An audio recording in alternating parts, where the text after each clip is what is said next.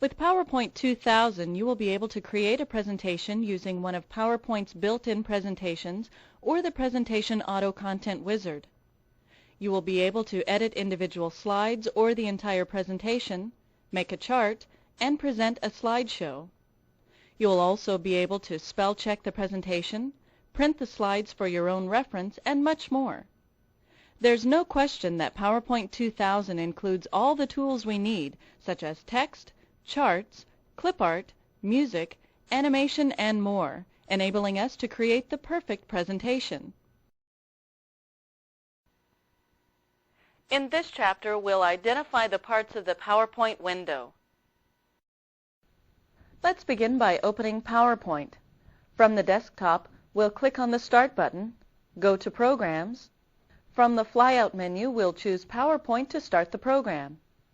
Immediately, we see the PowerPoint window appear with its toolbars and the PowerPoint dialog box. The dialog box gives us 4 options for using PowerPoint. The Auto Content Wizard will take us step-by-step through the presentation building process. By using the template option, we can create a presentation using a pre-existing format, or we can simply choose to work with a blank presentation. The last option is to open an existing presentation. Let's begin by looking at a sample presentation that comes with PowerPoint.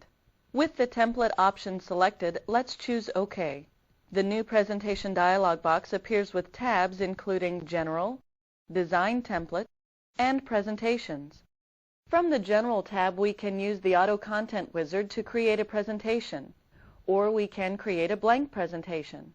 From the Design Templates tab, we can select various presentation designs for our presentation. This is the fastest way to format a presentation. From the Presentations tab, we can use a presentation that is already formatted and ready for us to fill in our own information. This is a good way to gain an understanding of what PowerPoint will do because each presentation is already designed for a specific goal.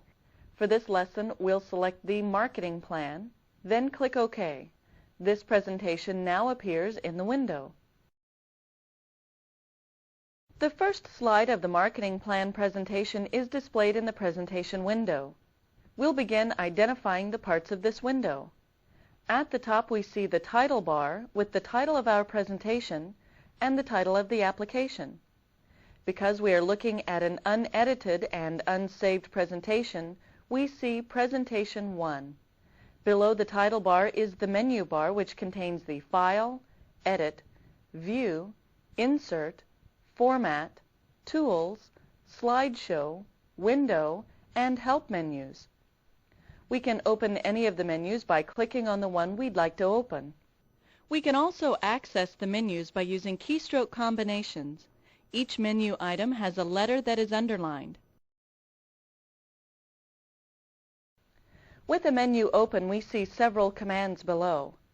In Office 2000, all of our menu options do not automatically appear. Placing the mouse on the down-pointing arrows at the end of the menu or leaving the menu open for about 5 seconds will access the menu items not shown. Below the menu bar are 2 toolbars. The first is the Standard toolbar. The second is the Formatting toolbar. Each toolbar contains tools we can use to quickly select a command. However, in Office 2000, all of the buttons do not appear on the toolbars by default, as in previous versions. To access them, we click the right-pointing arrows at the end of the toolbar. Notice that as we pass our pointer over these tools, a tooltip for the tool is displayed. These tooltips display the tool's function. For example, when looking at the Formatting toolbar, we know the first tool from the left is for font, because the font tooltip is displayed. As we discuss the toolbars, it's important to understand that these 2 toolbars are merely the default toolbars to be viewed. To display a toolbar, we open the View menu, then select the Toolbars command. From the Toolbars flyout, we see a long list of toolbars that can be displayed. Standard and Formatting have check marks beside them because they are currently displayed. To display another one, for example, the Clipboard, which is new to Office 2000, we simply click it. Although the clipboard has always been a part of Microsoft Office, we can now view it as a toolbar and save multiple items for the first time. To close a toolbar, we click on the X in the top right corner of the toolbar.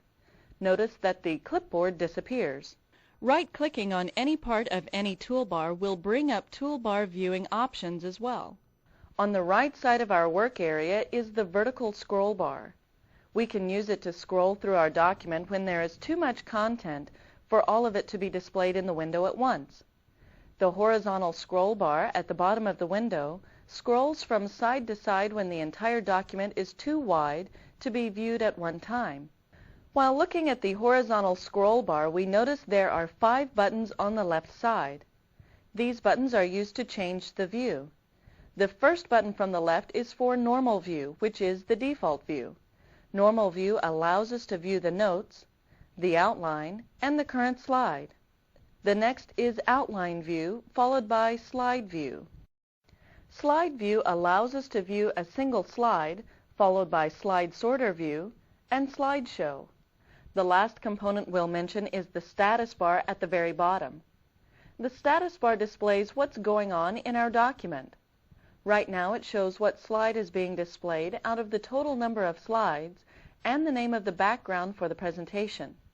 In this case, we're viewing 1 out of 17 slides using the marketing plan. While creating a slide presentation, it's important to know how to move from slide to slide. This will help us to quickly maneuver through the presentation when editing. As we scroll, make sure to look at the status bar for easy reference as to where we are in the slideshow sequence. Now let's begin our lesson in moving from slide to slide. One way is by using the scroll buttons. We're at slide 1, so let's see how to move to the next slide by clicking the down arrow on the vertical scroll bar. Notice that clicking the down scroll arrow takes us to the next consecutive slide. Clicking the up scroll arrow will move up one slide. Another way to scroll one slide at a time is by clicking above or below the scroll box on the vertical scroll bar. In addition to clicking above or below the scroll box, we can drag the scroll box. As we drag the scroll box up or down, we see a tooltip appear with the slide that we'd move to if we were to release the mouse. The nice thing about moving from slide to slide by dragging the scroll box is that a tooltip displays the name of that slide for us in addition to the slide number. The scroll buttons with double arrows will also scroll up or down a slide at a time. We can also use the keyboard to scroll through the presentation. For instance, pressing Page Down scrolls down a slide at a time. Likewise, pressing the Page Up key will scroll up one slide at a time. Part of the power in PowerPoint is derived from the views available. We can view one slide at a time, many slides, the presentation itself, and more. We already have a presentation open. Let's use it to gain a full appreciation of the PowerPoint views. As we've already pointed out, the first view from the left is the normal view. We can tell that this view is currently selected because it looks like the tool is depressed. When in normal view, we can see an entire slide. The next tool is the outline view, which allows us to see the outline of the slides. Notice that a number and a picture that looks like a slide represent each slide. From here, we can see a text outline of the content of the entire slideshow. By selecting Slide View, we get a full screen view of the slide. Now, let's select the Slide Sorter view. When we select this view, we see a miniature of each slide in the presentation, complete with text and graphics. To see all the slides, we'll scroll up the page by pressing Page Up. This scrolls up a full screen at a time. To move to the top, let's press the Home key. Let's review what we've covered in this chapter. We created a presentation using a template, then identified the components of the PowerPoint window. We learned how to scroll through a slideshow and became acquainted with the views in PowerPoint.